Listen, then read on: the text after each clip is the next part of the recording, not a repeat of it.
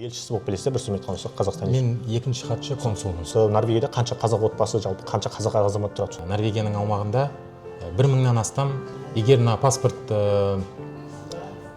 бүлінген болса, немесе жоғалып қалса, біз Қазақстанға бару үшін арнайы куәлік береміз. Демек, егер мен паспортын жоғалтып қалсам, посольствоға Ослоға барып, сол қағаз алып, бірден Қазақстанға қайтуыма болады, сол қағаз арқылы. Сіз елшілікте тұрып жатқаннан кейін сізге жататын жер, жалпы көлік бәрі тегін қарастырыла ма үкіметтен, жалпы мемлекеттен?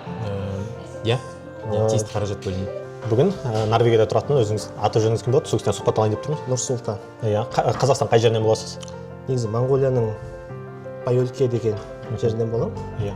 1 жыл жарымдай уақыт болды. 1,5 жыл. Докторантураға келген. Оқуға келдіңіз бе? Иә, докторантураға. Сол кезде ой туды да, осы қазақ жерін барып көрсе де, балалар көрсін деп. Қазақстан азаматтығын аламын деген ойыңыз бар ма жалпы? Енді балаларыңыз жалпы қалай ойлайсыз? Осы азаматтық алып берейін деген ойыңыз бар ма Норвегияның жалпы балаларыңыз үшін жалпы қаламын десе жалпы солар үшін қаласыз ба жалпы? Дәл шындығын айтқанда Норвегия балалар үшін өте жақсы жер. Монғолияда негізі естуім бойынша қазақтар көп тұрады және салтын, дәстүрін, дінін жақсы ұсынған жалпы мектеп бар қазақша деп осыларды естідім жалпы. Иә, мен қазақ мектебінде оқығам, 1-ден 4 сыныпқа дейін. Жалпы азаматтықтарыңыз қай елдің азаматтығы болып? Азаматтығымыз күні бүгінге Норвегия азаматымыз бәрімізде. Біз Қазақстан паспортын, Қазақстан азаматтығынан айырыла қойғымыз келген жоқ негізі шынында. Өйткені біздер осы жерде тұрып жатырғанда біздің жүрегіміз, көңіліміз бәрі елде, ауылда, өйткені аға бауырларымыз бар. Қазақша сөйлейді. Қазақша сөйлейді, балалардың үшеуі де қазақша сөйлейді. Бүгін Норвегия еліндегі жалпы Осло қаласындағы елшілікте істейтін жалпы елшісі болып білесіздер, бір сөзбен айтқанда Қазақстан. Мен екінші хатшы консулмын. Соң сен сұхбат алайын деп жатырмын. Атыңыз кім болады? Таныстырып өтсеңіз. Есімім Олжас Амантай. Иә, Қазақстанның қай жерінен боласыз? Өзім Қазақстанның Түркістан қаласының тумасымын. Түркістан қаласының тумасы. Өскен қалам негізі Алматы қаласы, сол жерде мектеп пен университетті бітірдім, Қазақ ұлттық университетімізді. Және осына 2015 жылдан бастап Астанада біздің сыртқы саяси ведомствоның. Жалпы Ослоға келгеніңізге қанша уақыт болды? Ослоға 2024 жылда келдім, көктемде. Қателеспесем, сіз сонда консулдан кейінгі екінші адамсыз, иә? Жоқ, ол былай түсіндіріп өтсеңіз. Бізде дипломатиялық қызметтің өзінің бір лауазымдары болады. Соның ішінде лауазым негізі екінші хатшы дейді. Екінші хатшы, үшінші хатшы, екінші хатшы, бірінші хатшы, кеңесші деген неше түрлі енді қызмет лауазымдардың атаулары болады. Консул дегенім ол менің функционалдық міндеттерім. Жалпы Қазақстан елшілігі бар ғой, Осло қаласында жалпы консулдық, посольство деген сияқты бар. Иә, елшілік бар. Жалпы осы Норвегияда қанша қазақ отбасы, жалпы қанша қазақ азамат тұрады, соны жақты білесіз бе? Білгенде біз ресми ақпаратқа сүйенеміз. Ресми ақпарат дегеніміз Норвегияның өзінің бір статистика жүргізетін ведомствосы бар. Норвег тілінде атауының есімде жоқ. Бірақ соңғы ақпаратқа сәйкес негізі Норвегияның аумағында 1000-нан астам қазақстандықтар деп есептелетін азаматтар тұрады деген ақпарат бар. Өте жақсы. Менің ойымша сіз қалай ойлайсыз? Жалпы 1000 адам Еуропа үшін жалпы жақсы деп ойлаймын, 1000 қазақ. Жалпы Норвегияның халқы саны онша көп емес, тағы 5,5 миллион ғана ма? Иә, 5,5 миллион. Енді әрине біз түсінеміз, елге, басқа елге көшу деген оңай емес. Ол тек қана адамның өзінің қалауымен ғана емес, неше түрлі салдарымен жүргізеді. Былай қарағанда 1000 адам деген аз емес біздің ойымызша. Елшілік егер қазақ азаматына бірдеңе болып қалған жағдайда бірден қызмет көрсете алады, біз сіздерге звондап, жалпы хабарласып, жағдай түсіндіріп айтсаң, еш барлық жағынан көмектесесіздер. Бір төтенше немесе бір төтенше жағдай болып қалса да көмектескеніміз бір. Бұдан басқа біздің Қазақстанда тұратын өзіміздің азаматтарымызда көрсетілетін мемлекеттік қызметтерді де көрсетеміз. Дегенмен ол шетелдіктерге виза ресімдеуден басқа, тағы да біздің Қазақстанның азаматтары үшін біз туу туралы, неке туралы куәліктерді жасаймыз. Біз азаматтық халық тілін тіркеу дейміз ғой. Сол қызметтерді көрсетеміз. Жаңа паспорт ресімдеу. Егер паспорт бүлінген болса, немесе жоғалып қалса, біз Қазақстанға бару үшін арнайы куәлік береміз. Паспорт алмастыратын. Сіздер оны істейтін кезде тек қана осы Норвегияда тұратын қазақтар істейсіз, басқа жақтағы әрбір мемлекетте өзінің қазақ елшілері, олар сол мемлекетте қазақтармен ғана айналысады. Егер мысалға мен өзім Польшада тұрамын, мына жаққа келіп паспортым жоғалып қалып, немесе бір жағдай болып қалса, мен Ослоға бара аламын ба, әлде Германияға баруым керек пе? Өйткені мен Польшаға баруым керек пе дегендей, Польшада тұрып жатқанда. Мұндай жағдай қалай болады?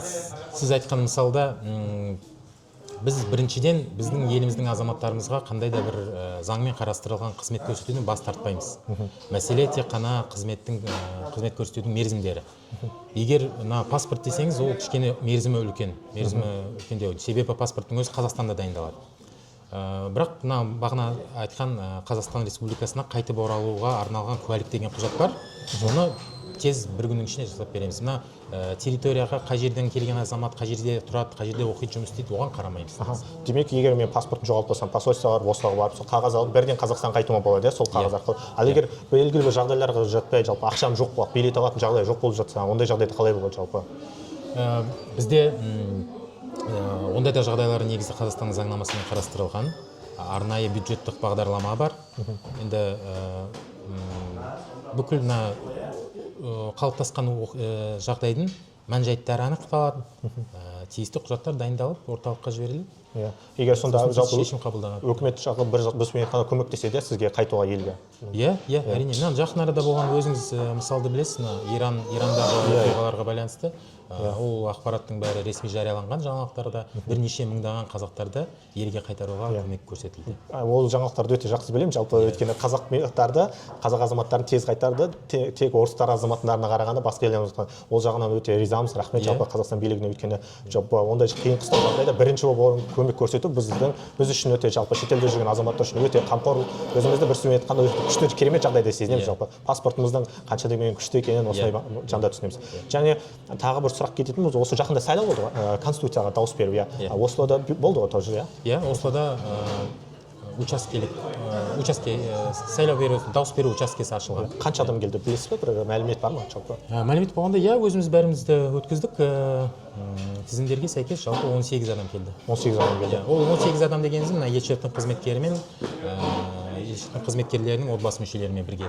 Жалпы аз деп ойламайсыз, өйткені сіз айтып өткендей 1000 адам тұрады, жалпы 1000-нан астам Норвегияда. Енді белгілі бір жағдайларға байланысты келе алмаған шығар бәрі, бірақ сонда да жалпы жексенбі күні болғандықтан жалпы аз деп ойламайсыз, 18 адам жалпы 1000 адам. Біз аз ба, көп па деп негізі ойламаймыз. Себебі біріншіден осы референдум болады деген жаңалық шыққаннан кейін алдын ала өзіміздің әлеуметтік желілердің парақшаларында, ресми сайтымызда бәрін жарияладық. Егер адам енді өзіңіз түсінесіз, ол еркін түрде жасалады. Адам басқа қала болсын, жексенбі, дүйсенбі болсын келе алса, осыларға әрине біз оның бәрін алдын ала тізімге енгізіп, Қазақстаннан тиісті бюллетень тапсырма беріп қоямыз, бізге жіберсін деп. Енді жалпы өкіметте жұмыс жасайтын болғаннан кейін жалпы Қазақстанның болашағы туралы ойыңыз, жалпы өзіңіздің жалпы ойыңыз қандай?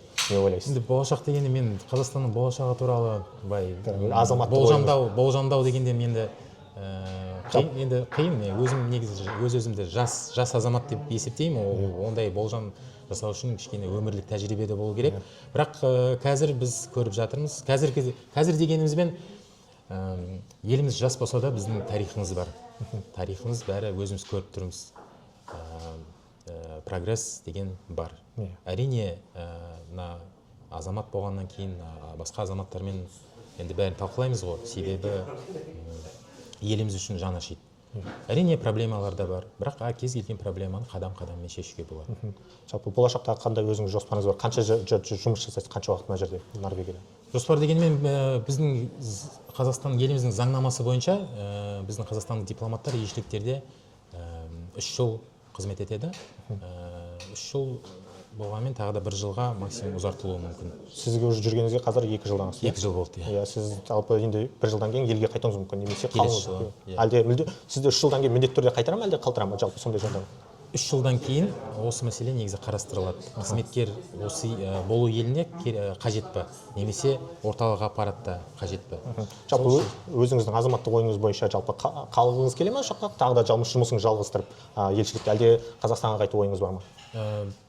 Шын айтсам, басшылық қалай шешеді, соған. Әрине ел ұнайды. Норвегия корольдігі енді елге барсаңыз қандай жұмыста істейтін едіңіз? Ол да негізі басшылық шешеді. Біздің орталық аппаратымызда бірнеше департаменттері бар, территориялық департаменті бар, консулдық қызмет департаменті бар. Енді жұмыстан қорықпаймыз. Қай жерге жібереді, сол жерде істейміз. Ал құпия болмаса айлық жағынан сіздерге қанша береді қалып, жалпы Қазақстанның айлығымен есептей ме, әлде Норвегияның айлығымен есептей ме жалпы? Айлығымен дегенде бізге айлық тек қана Қазақстанның бюджетінен бөлінеді. бюджетінен. Иә. Бірақ төлейтін жалпы қалай есептейді деген сөз ғой. Жалпы Қазақстанның айлық бойынша мөлшерінде есептей ме, әлде Норвегияның заңы бойынша өлшей ме жалпы? Сол жағы. Мен енді ол жағын негізі шын айтсам білмеймін, қалай айлықтар есептелетінін. Енді ол өздерінің қаржылық мамандарының өздері қалыптасқан өздерінің ставкалары болады ғой. Бірақ әр елдің өзінің ставкалары бар, менің білуімше. Және біз әрине елдің қымбатшылығына қаралады. Сіз елшілікте тұрып жатқаннан кейін сізге жататын жер, жалпы көлік бәрі тегін қарастырыла ма үкіметтен, жалпы мемлекеттен? Иә, тиісті қаражат бөлінеді. Жататын жеріңіз, машинаңыз бәрі тегін бір тұратын жеріміз, көлік енді қызметкердің өзіне емес, елшілікке тіркеледі. елшілікке. Ары қарай ол қызметтік бабында пайдаланады. Ал сіздер жалпы елшілікте істегеннен кейін Ослода мықты адамдармен жалпы нелермен кездесесіз? Ослода қателеспесем корольдік, иә? Иә. Сіз кездесе алдыңыздар ма бір жалпы премьер-министрмен, корольмен жалпы? Мен өзім енді кездестім деп айта алмаймын. Көмекші болып жүрген кезде де енді жалпы еріп барып. Енді елшінің өзі әрине сондай үлкен іс-шараларға қатысады. Мына жерде норвегтердің саясаткерлерімен, демек корольдің өзімен де кездескен. Бірінші рет келген кезде өзінің сенім грамота деген тапсыру деген бір рәсіміміз бар дипломатиялық қызметте. Сол кезде кездескен. Жалпы енді елшілікте істеп жатқаныңыз 2 жылдан асты. Қазақстан мен Норвегияның қарым қатынасы жалпы қандай мөлшерде, жалпы орта қалды, төмен деген сияқты бір өзіңіз ойыңыз? Енді өзіңіз де түсінетін шығарсыз, екі елдің қарым қатынасы жоғары деңгейде деп айта алмаймыз. Бірақ байланыстар бар. Ең алдымен өзіңіз көріп жүрсіздер, мына жерде Наурыз мерекесін атап өтіп жатқан қазақтарымыз бар. Оны біз гуманитарлық байланыстар деп есептейміз. Экономикалық жағынан да бірнеше проекттер бар. Көп емес, бірақ бар. Инвестиция, Норвегия бір сөзбен айтқанда Қазақстанға инвестиция салып жатыр, иә? Инвестиция бар. Инвестиция дегеніміз оның өзінің есептеудің бір методикасы бар. Инвестицияны бірнеше жылдар бойынша бір саналады. Осы жоқ деп айта алмаймын. Осы сіз істеген жылдың ішінде ең мықты көлемде салынған инвестиция қандай болды, жалпы өзіңіз көзбен көріп, жалпы басы қасында болған, жалпы көмектескен, қасында жүрген? Менің түсінетін шығарсыз, менің әр қызметкердің елшілікте өзінің жұмыс бағыты болады. Экономикалық бағыты менде емес, нақты жобалар қандай екенін айта алмаймын. Бірақ бар екенін мен білемін. Жақын арада осы бір компания Қазақстанға ұшып, балық аулау, фабрика дейді ме, завод дейді ме, в общем, сондай бір жобаны іске асырды.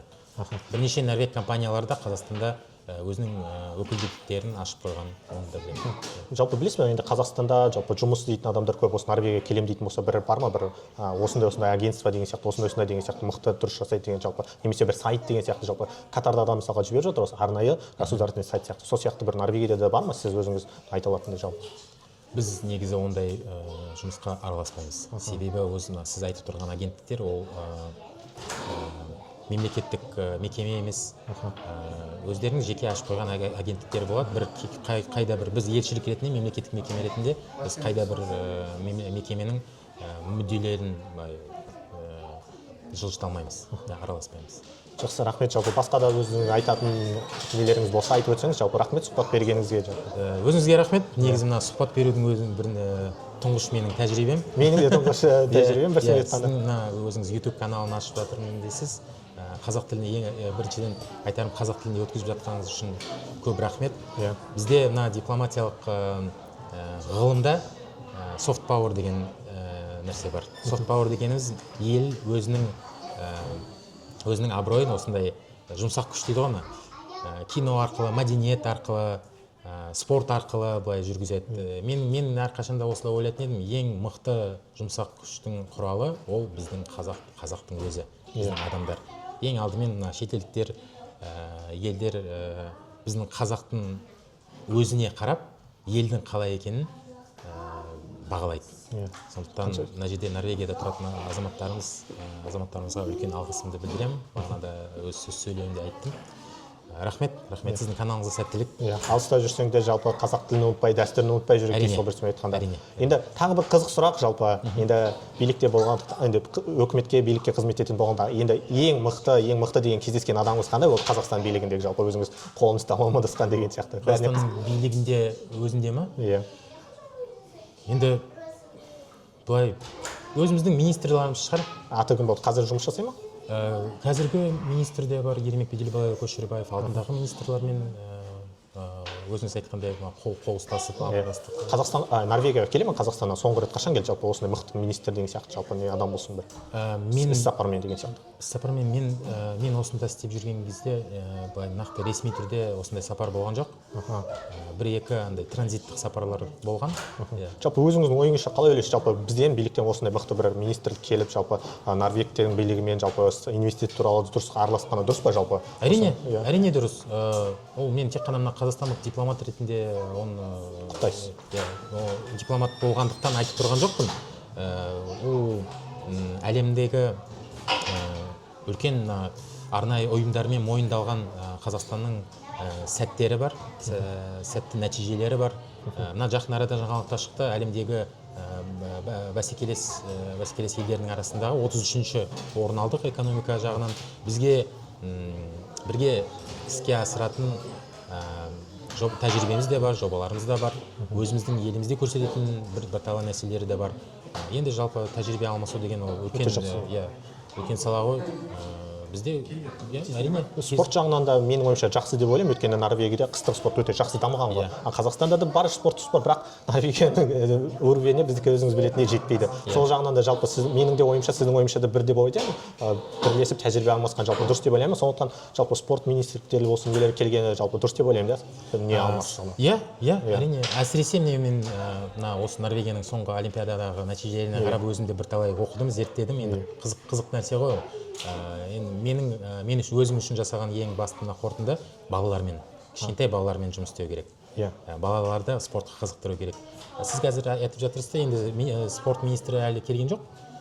Бірақ алдында бірнеше сапарлар болған. Біздің Алматыдағы бір университет өзінің осындай дәл осы қысқы спорт түрлерін алдыға жылжытуда. Осы жерге Норвегияға келіп, осы жердегі бірнеше спорттық мекемелермен кездесіп, тәжірибе алмасу. Жалпы мен де солай деп ойлаймын. Норвегия қыстық спортта мықты болғандықтан, осы мықтыға қарай ұмтылуымыз керек қой жалпы. Сондықтан мықты мемлекетке мамандарды алдырып деген сияқты Норвегия. Әрине ақшасы қымбат болады, өйткені Норвегияда білесіз ғой. Бірақ сонда да шыдап болсын. Өйткені бізде алтынға өте көп ақша береді ғой бірінші орынға. Ал Норвегияда қателеспесем ондай үлкен көлемде ақша жоқ, бірақ айлық бойынша ғана да. Сондықтан жалпы рахмет сұхбат бергеніңізге. Өте рахмет. Сізге рахмет.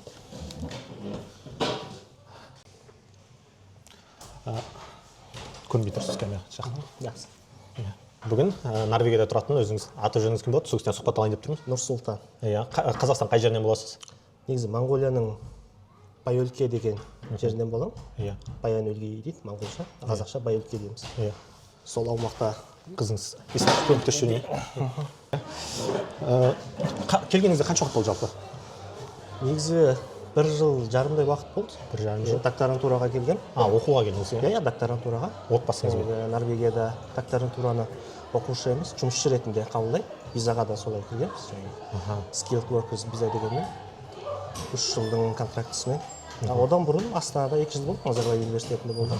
Сіздің азаматтығыңыз жалпы қандай азаматтық? Моңғолия. Қазақстан азаматтығын аламын деген ойыңыз бар ма жалпы? Әзірге ойлағанымыз жоқ. Негізгі біз Қазақстанда 2 жыл тұрған себебіміз біз балалар қазақтың ортасын көрсін, қазақ көрсін. Келешекте негізі Қазақстанға барамыз ба деген негізі ойымыз болды. Өйткені Моңғолияның ортасы, Моңғолияның батыс Моңғолияда, Western Mongolia дедіміз. Сол жерде қазақтар тұрады. Қазір дүниеде бір жерде тұру емес, ары-бері көп жүріп жүрміз ғой. Содан Улан-Баторда болдық. Сол кезде ой туды да, осы қазақ жерін барып көрсе деп, балалар көрсін деп. Сол келдік, тұрдық, 2 жыл Астанада болдық, 1 жыл кампуста болдым, Назарбаев университетінің, 1 жыл кампустың сыртында болдым. Кампустың ішкі өмірінде, сыртқы өмірінде көрдік. Қатты ұнады, негізі әйеліме қатты ұнады. Бірінші Астанаға кіріп келгенде, қазақ атаулар, ою көрген сол өте қатты ұнады. Қазірдің өзінде әйелім Норвегияда емес, Қазақстанға барсақ, немесе Моңғолияға барсақ, солай барсақ деп. Қалатын ойыңыз жоқ Норвегияда? Норвегияда әзірге ондай планымыз жоқ, қалатын ойымыз жоқ. Алла бұйырса, осы жақтағы жұмысымызды, контрактымызды бітіріп алып, сол елге қарай кетеміз деген ой бар. Балаларым осында қалғысы келеді. Балаларыңыз қанша балаңыз бар? 3 балам бар. Ең үлкені қанша? Үлкені осы 4 айда 9-ға шығады. Ол мектепте, 3 сыныпта, одан қызым бар, екіншісі жаңа көрген. Иә. Ол 4 жасқа шығады, ол балабақшада, Барнехаге дейміз, балабақшада. Үшіншісі осы Норвегияда туған, Ставангерде туған. Азаматтығы қандай? Азаматтығы моңғол. Монғолияның азаматтығы. Моңғолияның азаматтығы. Негізі менің білуімше туған балаға да азаматтық берілмейді. Белгілі бір уақыт өмір сүру керек. Оны дәл білмедім, 3 па, 5 жыл ма. Өмір сүргеннен кейін балалар азаматтығын алуға болады. Негізі қазіргі жаңағы балабақшадағы мектепте оқып жатқан балалар біраз уақыттан кейін азаматтығын алуға болады. Ал үлкендер, біз сияқтылар 5-тен 7 жыл сындар бар, норвег тілінің, одан кейін жаңағы осы елдің салт дәстүрі, анау дегендерін үйреніп, сын беріп, осы Норвегияның азаматы болуға дайын болған кезде ғана беріледі. Негізі бұл процесс өте қиын деп естідім. Өзім болам, әйтем, бүйтем деген болмағандықтан көп қысықтамадым. Енді балаларыңыз жалпы қалай ойлайсыз? Осы азаматтық алып берейін деген ойыңыз бар ма Норвегияның? Жалпы балаларыңыз үшін жалпы қаламын десе, жалпы солар үшін қаласыз ба жалпы? Дәл шындығын айтқанда Норвегия балалар үшін өте жақсы жер. Иә. Және өте көп мүмкіншіліктер бар. Баланың правасы өте қатты қорғалған. Барлық жағынан өте жақсы. Ол алып беруге болады. Бірақ та дәл қазір бізде өйтіп бөлініп жарылып, балалар ол болсын, біз бұл болайық, не болмаса келешекте Норвегиянікі болайық деген ешқандай ойымыз болған жоқ. Монғолияның азаматымыз, Монғолияның қазақтарына әзірге осымен жүрміз. Иншаллах келешекте қалай болады, әзір ешқандай планымыз жоқ. Бірақ та қазақ еліне бару деген бұрынғы осыдан 5 жыл, 10 жыл бұрынғы сәтпен қазіргі сәтті қарап көргенде қазір әлде қайда жақын. Өйткені енді шындықты айтқанда былай ғой, қазақтың елі қазақ қой, біреудің үйінде жаңағы болған, мысалы Монғолия былай да, Монғолия мен Қазақстанмен былай көрем, біреу анам, біреу әкем. Маған солай болды. Өйткені Астанада, Назарбаев университетінде болғанда, Монғолиядан караташылар келді, таеквондо несі болды, жарысы болды.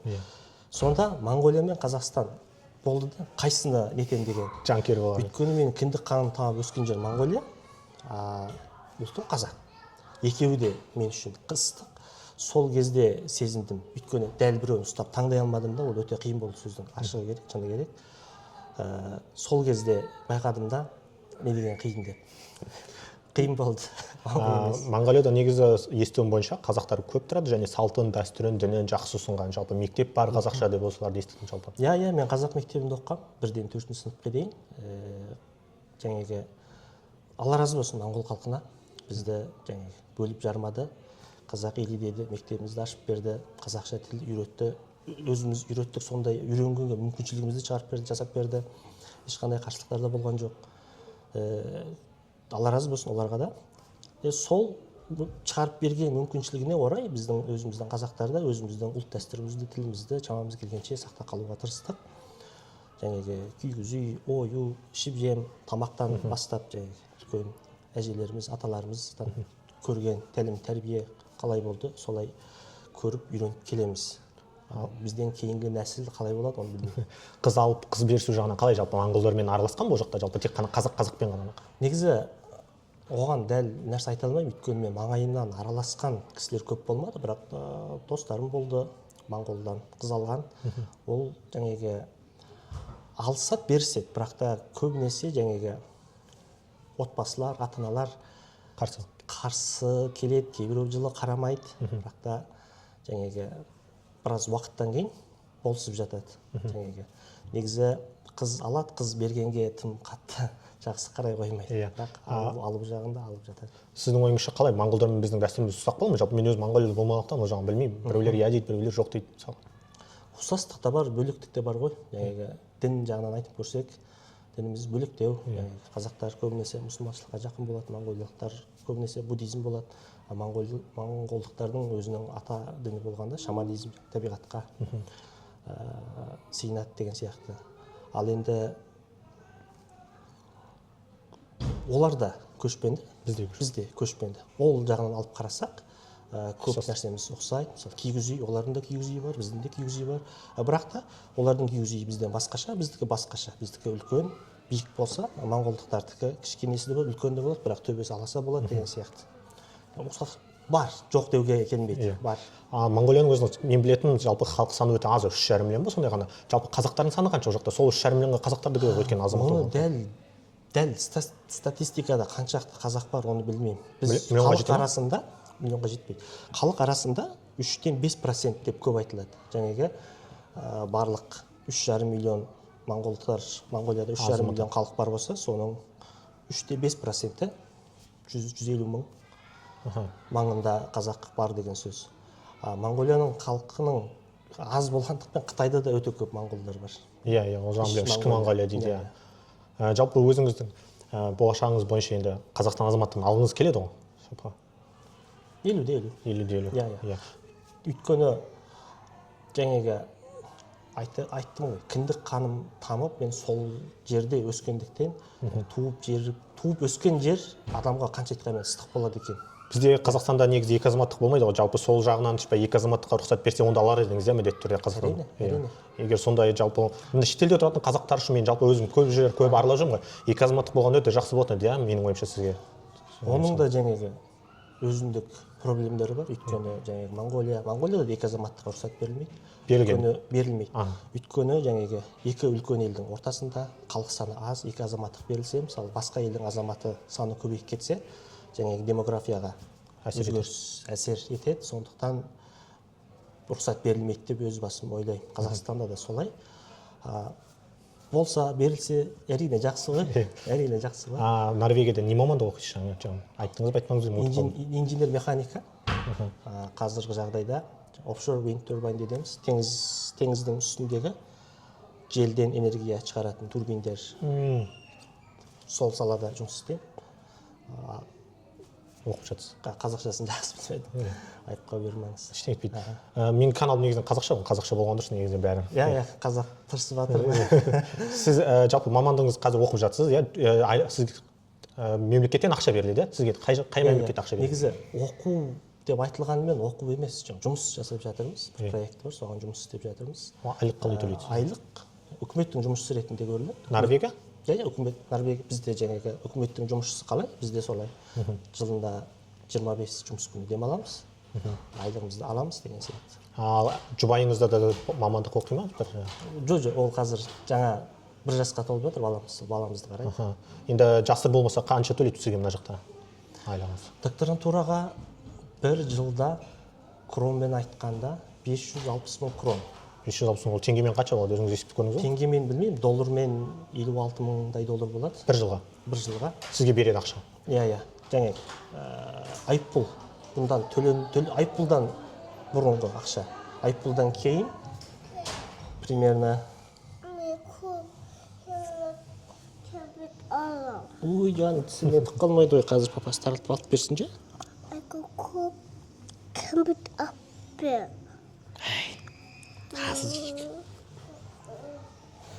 Қазір алып берейін. Жақсы ма? Жарайды. Балаларыңыз қазір мектепте норвег тілінде оқып жатыр, иә? Иә, барлығы норвег тілінде. Қиын болып жатқан жоқ па балаларға? Қызым үшін біраз ауыр болды, өйткені ол туа сала үйде қазақша сөйлесті, одан кампуста тұрған кезде ағылшынша болды, көбісі. Көршілерімізде ағылшын шетелдіктер болды. Одан қазақша, ағылшын тілі деп жүрдік, одан Норвегияға келдік, норвег тілі болды. Тілі жай шықты сол себептен. Өзі де қай тілде сөйлерін білмей, бірақ түсінеді. Тілі шықпай, қазір қазақ тілінде шықты алға жүр.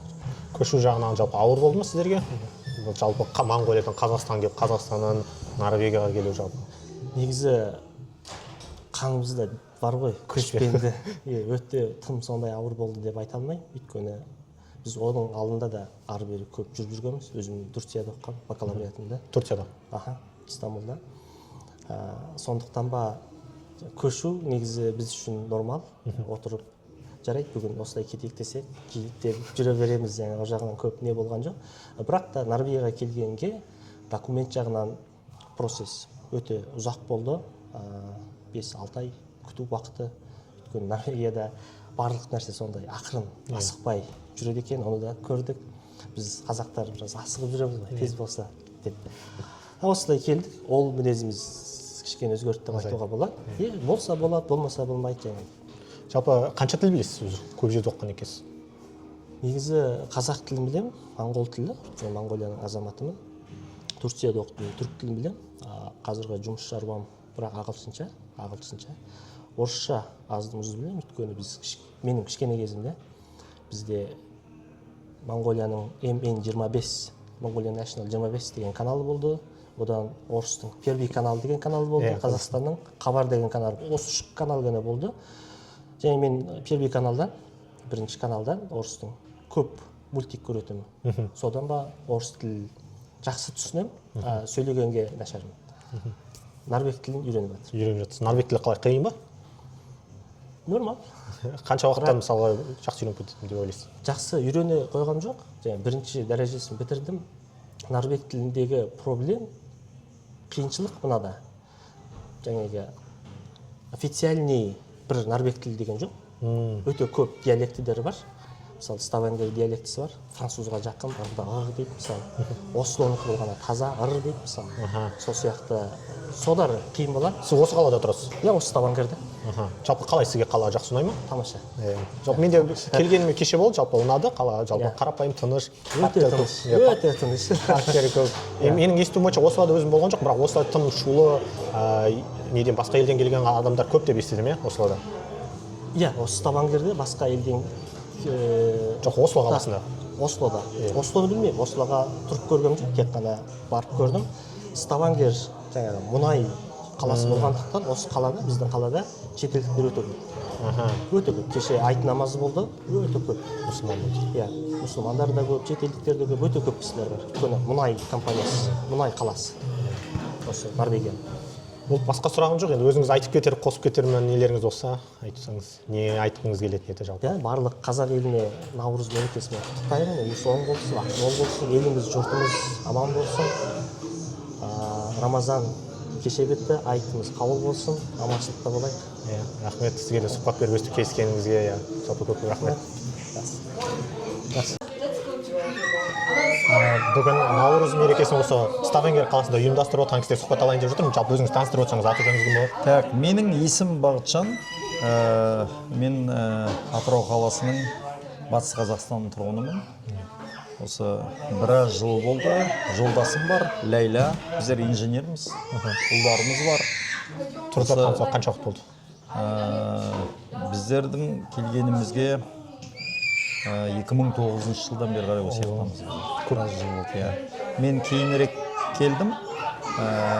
Бірақ семьям, жолдасым осы сияқтан жұмысқа шақыртып, сол шақыртып алып, осы жаққа келдік. Біраз жыл болды енді ол. Жалпы азаматтықтарыңыз қай елдің азаматы болып? Азаматтығымыз күні бүгінге Норвегия азаматымыз, бәрімізде. Бұл енді азаматтық деген ол бір кішкене күрделі сұрақ, өйткені біздер жұмыс басты адамдармыз ғой. Содан кейін жұмыс басты адамдар болғаннан кейін жұмыстан әртүрлі жаңағы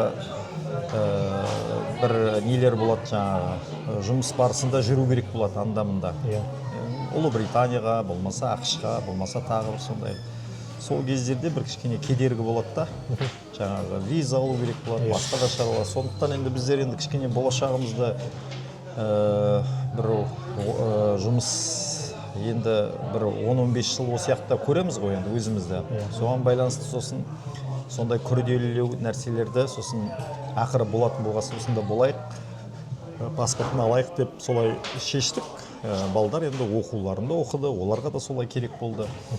Енді бұл мәселе жаңағы осы жақта қалып кету деген мәселе емес. Күндердің күнінде мүмкін елге де барамыз. Соған байланысты құжаттарымызды солай қылып жасадық. Күні бүгін сондай статусымыз сондай, Норвегия елінің азаматымыз. Жалпы Қазақстанда екі азаматтық заңды бойынша жақсы деп ойлайсыз ба? Жалпы осыған қарай қарайсыз? Ол енді ол өте жақсы болатын еді, әрине. Ол жөнінде біздер елшілікке де біраз ұсыныстар айтқанбыз, өйткені Қазақстан паспортын, Қазақстан азаматтығынан айырыла қойғымыз келген жоқ негізі шынында. Өйткені біздер осы жерде тұрып жатырғанда біздің жүрегіміз, көңіліміз бәрі елде ғой, ауылда ғой. Өйткені аға бауырларымыз бар, әке шешелеріміз бар дегендей. Сондықтан біздер қазір осында отырса, ертең Қазақстанда жүрсек, оған ешкім таң қалмайды. Сондықтан сол жақсы еді негізінде, дұрысында. Бірақ енді әртүрлі енді бір саяси көзқарастар болар, бәлкім халқымыз кішкене азғантайлау болар. Қазір бір 20 миллион халықпыз ғой. Соған байланысты енді солай болып жатырған болар деп ойлаймын негізі. Біздер көп ұсыныстар бердік, өйткені мысалы Қазақстаннан осылаға ұшып келу үшін Норвегияға біраз 2-3 самолетті пайдаланамыз мысалға. Өзіміздің Эйр Астанамыз жоқ бұл жақта. Егер сол Эйр Астана ұшып келсе осылаға, екі елдің арасындағы бір құралас ол одан да өте артар ма еді деген ойда болдық мысалға біреулер. Ал енді 3 самолетпен Турция арқылы болмаса басқа елдер арқылы келу ол күрделілеу кішкене, сосын енді қаражатқа байланысты. Сондықтан енді бола жатар енді, көреміз. Жалпы болашақта ұзақ уақыт тұрып жатқаннан кейін жалпы қазір өзіңіздің үйіңіз бар, жалпы бәрі бар ғой жалпы. Иә, мекен жайымыз бар. Енді біреуден кем, біреуден ілгері әйтеуір жүріп жатырмыз. Енді үйлі барандымыз. Осы норвегтер қалай тұрып жатыр, солай тұрып жатыр. Балаларыңыз жалпы норвег тілін оқып, норвегше бәрін оқып жатыр, иә? Иә, балалар жақта енді жақтың бір өзгешелігі, бұлар өздерінің тілдерін жақсы білген, жақсы көреді ғой. Қазақша сөйлейді? Қазақша сөйлейді, балалардың үшеуі де қазақша сөйлейді. Бірақ норвежше болмаса, ағылшынша, басқа тілдерді де еркін сөйлейді. Жалпы Қазақстанға барып тұрмын балаларыңыз? Балдарым Қазақстанға барып тұрады. Енді үлкен ұлдарым, олар енді өздері бөлек жанұяларымен бөлек қой енді. Олардың үйленіп кетті үлкен ұлыңыз? Иә, екі балам да өздерінің жаңағы семьясымен тұрады. Енді оларға жаңағы сен былай істе деп айтудан енді кішкене бұлай болмайды. Бірақ енді өзім кіші балам, ол мен Қазақстанға барған сайын мен қасымда жүреді. Қазақстанға жылына қанша уақыт барып тұрасыз? Енді кемінде жоқ дегенде 1 рет барамыз ғой. Ал енді былай енді 2 рет баруға нетеміз, сондай жоспар барып тұрамыз. Үйленген балаларыңыздың әйелі жалпы қазақ па енді? Иә, қазақ олар. Осы жақта танысып, жалпы осы жақта үйленген. Жалпы осы Ставангерде тұрасыз? Жоқ, ортаншы ұлым Ослода тұрады. Кіші үлкен ұлым осы Ставангерде тұрады. Тоже жұмыс жасайды сізбен? Мұнайшылар, олар осы. Сіз де мұнайшысыз? Иә, біз мұнай саласындамыз ғой. Мұнай саласында жасаймыз, бірақ олар үлкен балам мұнайшы ол. Осында жасайды, Ставангерде. Жалпы жасырын болмаса қанша табуға болады бұл жақта, айлықтар қанша жалпы өзі? Енді мен оны жасырып айтпай қой, мен өзімнің мысалға айлығым примерно бір доллармен шаққанда примерно бір $2000 көп ол. 5 күндік жұмыс қой. 5 күн жұмыс жасайсыз. Ол енді бір өте бір керім, өте бір аса бір жоғары зарплат деп айта алмаймын. Қазақстан үшін енді бұл жоғары болып саналады? Иә, сосын енді жаңағы өзіңнің жаңағы тұрмысыңа, өзіңнің жүріп тұруыңа жетеді енді. Жалпы тағы да басқа сұрақтар. Қазақстан жалпы экономикасы туралы не ойлайсыз? Жалпы мына жақта көп тұрып жатсыз енді. Енді қазақ болғаннан кейін жалпы өзім жақсы түсінемін. Әрқашан Қазақстанның жағдайын бақылап, жалпы жаңалық оқып тұрамыз. Сол не туралы не ойлайсыз? Жалпы Қазақстан болашақ қандай болады деп ойлайсыз? Енді әртүрлі жаңағы ақпараттардан оқисың ғой енді. Мен мысалы өзім күнделікті мысалға мына Тенгри Ньюс дейтін бар. Сосын біздің Атырауда Ақжайық деген газеті бар, соны оқып тұрам. Басқа да енді журналистер, басқа әртүрлі пікірталастар жүргізіп жатады ғой, соларды да қарап отырам. Енді жалпы оны мен бағасын беретінім, мысалға әр жылы мысалға барам ғой елге. Әр жылы барғанда мен бір тоқтап қалып отырған нәрсені көріп жатқан жоқпын. Ол мысалға Астана мен Алматыны айтпай қойайын, Шымкентті, мысалы Қарағандыны, олар енді мегаполистер ғой. Кішкентай өзімнің Атырауымды мысалға көрсем, барған сайын мен таң қалдырудан жалықпайды солар. Мысалы қазір Атырауда бір үлкен құрылыстар жүріп жатыр. Абай орталығы деген бір орталық ашқан екен. Бұрын онда болған жоқпын мен. Осы барғанда бардым. Енді мен мына кіші ұлымды алып барып сол жерлерге таныстырам ғой.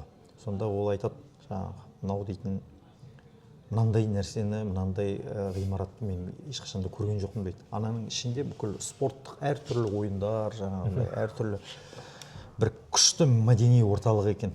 Енді ондай орталық, осындай орталықты мен сол жердегі кісілерге айтамын, мынау жақсы екен деп. Сонда маған айтады, бұдан да күштілері бар қалада дейді жаңағы. Соған қарағанда тұрып қалып жатқан жоқпыз.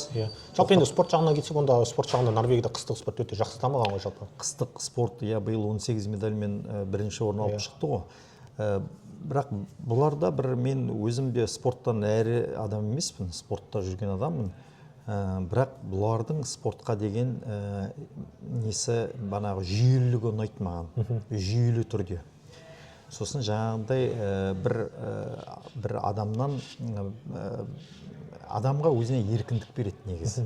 Еркіндік береді, сосын ол адам өзінің жүрегімен, жүрек қалауымен сол спортпен айналысады, шұғылданады. Енді біздерде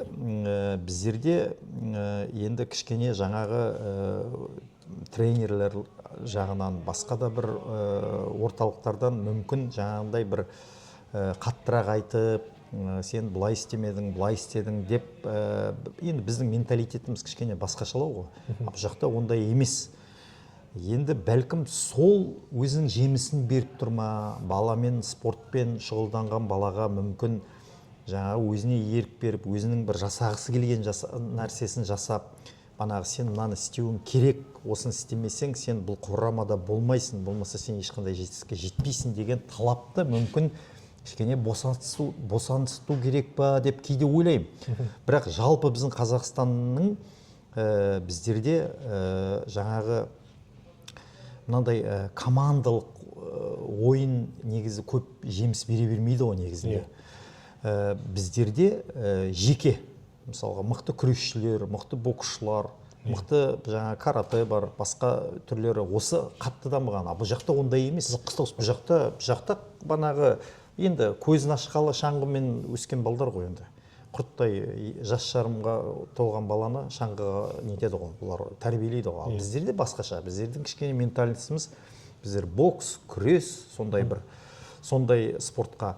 Енді мысалға жазғы олимпиаданы алатын болса, осы Норвегияның ішінен біреу бокстан жеңіп жатыр дегенді естіген жоқсыз. Жеңсе жүгірістен жеңеді. Оны Ставангерден біздің олимпиаданың чемпионы бар, мысалы, Ставангерде тұрады осы жерде. Ал енді бұл да енді жеңіл атлетикадан бәлкім болар, бірақ жаңағындай анандай жаңағы атап айтқан банағы спорт түрлерінен бұл жақта ондай ішінара ауыл деп ойлаймын негізі. Жалпы сіздің ойыңызша былай тәжірибе алмасқан дұрыс деп ойлайсыз ба? Жалпы осы Норвегияның мықты мамандары осы қыстың спорттың Қазақстанға барып, жалпы Қазақстанда осылай бір жасалған ғой, тау бар, мысалы жер бар, қар бар деген сияқты. Бұларда бар тау, бізде де бар, бұларда қар бар, бізде де бар мысалы. Енді менің ойымша, мен мысалға мына Владимир Смирнов дейтін біздің Лилихаммерде олимпиаданың бірінші жүлдегері, алтын жүлдегері, сол жігітпен талай сұхбаттастым. Біздер бірге араласамыз, сол талай отырыста бірге болдық. Сонда мен сол жігіттен сұраймын ғой, сен олимпиада чемпионы болып, Қазақстанда тұрып, сол олимпиада чемпионы болдың да, әлде қалай деп. Сонда ол айтты маған, жоқ, олай емес деді. Бәсеке мықты жерге келіп тұрдым деді, ол Норвегия деді. Ол олимпиадаға дейін 4 жыл Норвегияда тұрған екен. Осындағы норвег шаңғышылармен бірге жұмыс жасаған. Міне қазір мысалға айталық, біздің Қазақстанның боксшылары мысалға. Бұлар қазір Өзбекстаннан шықпайды, сбор постоянно Өзбекстанда болады. Бұрын кезінде Куба жақсы болғанда Кубаға баратын тұғын. Қазір Өзбекстанда. Менің ойымша, егер жаңағыдай біздің Қазақстанның жас балдары бар осында, шаңғыға келіп жүрген осында тұрып отырған. Шаңғы, сосын трамплиннен секіру, бұларда сол конкуренция жоғары болғасын, осы жаққа әдейі келіп жүр олар. Сондықтан сол спорттың түріне қарай, қай жерде басым, сол жерге келіп, сол жердегі өзінің қарсыластарымен етене араласып, солар немен тұрады, немен жатады, соны көріп жүрсе, бәлкім жетістік сонда болатын шығар деп ойлаймын. Бәсекелестік жоғары болған дұрыс дейсіз ғой бір сөзбен. Әрине, бәсекелестік ол және қазір мысалға олимпиада жазғы ойындар болсын, қысқы ойындар болсын, сен күтпеген адам ол жерде жеңіске жетіп кетеді.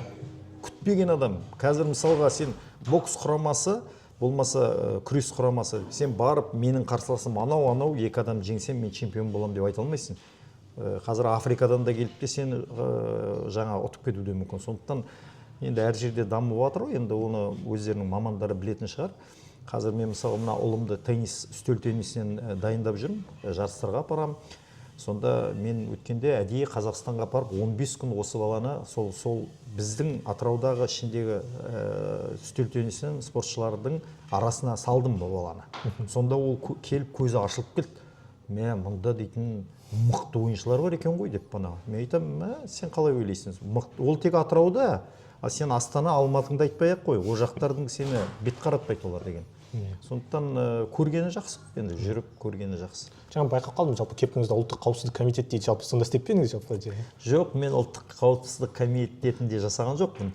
Бірақ сонда жасайтын Астанада менің бір жақсы досым бар еді. Сол осы соңғы рет барғанда сол маған осы кепканы саған берейін, бұл жаңағы санаулы кепка, сенде болсын, басыңа киіп жүр менің деп сол бергені, соны киіп жүрмін.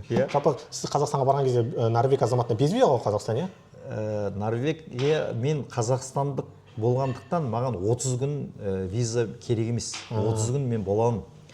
Бірақ біздерде мұнда қазір осы бір 2-3 жылдықта жаңадан заң шықты. Жаңағы саған 1 жылдық немесе 3 жылдық виза береді өзіңе. Әуелі 1 жылға аласың, кейін сен 3 жылға аласың. Біздің қазір семьямыздың бәрімізде 1 жылдық виза бар. Мен 30 күн, 31-ші күні, 32-ші күнінде бола аламын онда. Заң жүзінде. Ол визаны алдық біздер. Өйткені менің 30 күнім бітті, алып кеттім, енді өлмесең тұрма дейтін ондай жоқ. Мен кез келген уақытта мен сол жерге керек қалдым ғой. Өйткені үлкен кісілеріміз бар, біздің ата енеміз бар. Сол жерде біраз жасқа жасап отырған әртүрлі жағдайлар болса, мен ойбай кетуім керек деп айтқаным ол дұрыс болмайды. Сондықтан сол жерде болуымыз керек. Жалпы рахмет сұхбатыңызға, өзіңіздің алып қосарыңыздың мағлұматтарыңыз бар болса жалпы айтсаңыз. Енді сен алыстан келіп отырсың, Европа елінде жүрсің, осындай келіп, бірінші рет осындай келіп сұхбат алып, осы жігіттермен танысып, осында өзің сияқты шамалас жігіттер, ол қыздар жүр.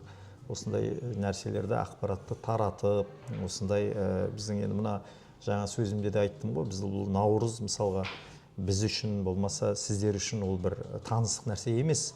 Біздің мақсатымыз мына өсіп жатқан кішкентай балдар осы күнді білсін, осындай біздің салтымызды білсін, дәстүрімізді білсін деген ниетпен біздер осындай жаңа Наурызды атап өтеміз әрқашанда. Конституция күнін атап өтеміз, осы күнді атап өтеміз, әртүрлі жаңа құрбан айтымыз бар, басқа да. Ол мақсат, ол бала негіз діні мұсылман, қазақ екенін ұмытпау керек, қай жерде жүрсе де. Ол қазір глобальный, мысалға саяси қазір әр жерде толқу бар ғой. Күндердің күнінде бұл балдарда мысалға Қазақстанға барса, бұны сол жерге келгенде өз-өзін еркін ұстайтындай болу керек. Далада жүріп, мен аннан келдім, мындан келдім демей. Сондықтан сол бағытта жасалып жатқан нәрсе, сен соған бүгін өзің көзің жетті, осы жерге атсалысып жүрсің. Көп-көп рахмет саған. Рахмет сіздерге де. Қайда жүрсең де аман жүр. Атанаң аман болсын, еліміз тыныш болсын, жұртымыз аман болсын. Ең бастысы сол. Қазір аласапыран заманда еліміз аман, жұртымыз. Қазір мен мына жерде тұрамын, маған ешқандай ештеңе маған қайғы емес, ештеңе болмайды деген ондай ұғымнан арылу керек. Сен дүниенің қай бір комфорт елінде тұрсаң да, қазіргі заманда тез өзгереді. Тез өзгеріп жатыр қазір. Қазір өзің күнде көріп жатсың ғой. Тіпті әр жерде бір толқулар болып жатыр. Сондықтан уақытша жүрміз, көреміз. Құдай қаласа, бірақ еліміз бар, үйіміз бар, мекеніміз бар, ол әрқашанда жүрегімізде ол. Жалпы бөлінген бөрі жейді де, сондықтан бірлікте болу керек қой жалпы. Әрине. Жалпы рахмет сұхбатыңызға, көп-көп рахмет. Жақсы, амандықта.